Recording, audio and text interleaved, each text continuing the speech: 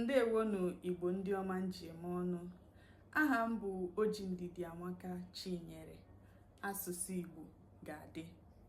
Taa abịara m ka m kụzie maka nkebi okwu nke aha, noun phrase ka nwa bekee kpọrọ ya, dịka otu n'ime nkebi okwu nke enwere n'asụsụ Igbo. Gịnị bụ nkebi okwu nke aha? Nkebi okwu nke aha bụ nkebi okwu nke eji mkpọ aha emebe. Aha eji enweta nkebi okwu nke aha bụ, o nwere ike ịbụ aha aka, aha igwe, aha izugbe.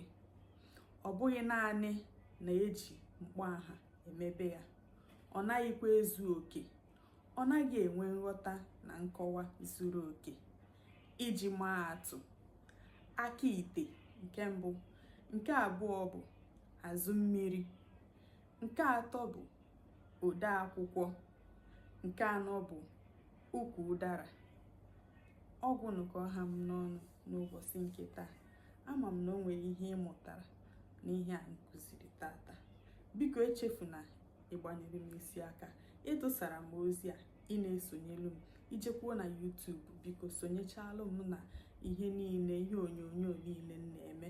Nenelu m ha, gbanyelu m isi aka, tụsalụ m ha, sonyelu m, gwakwuo ndị enyi gị ka ha sonyelu m, biko. Ndewonu Igbo ndị ọma nji eme ọnụ. Ngụ unu ji eko akwanarịkwa n'ọnụ. Ka emesịanụ.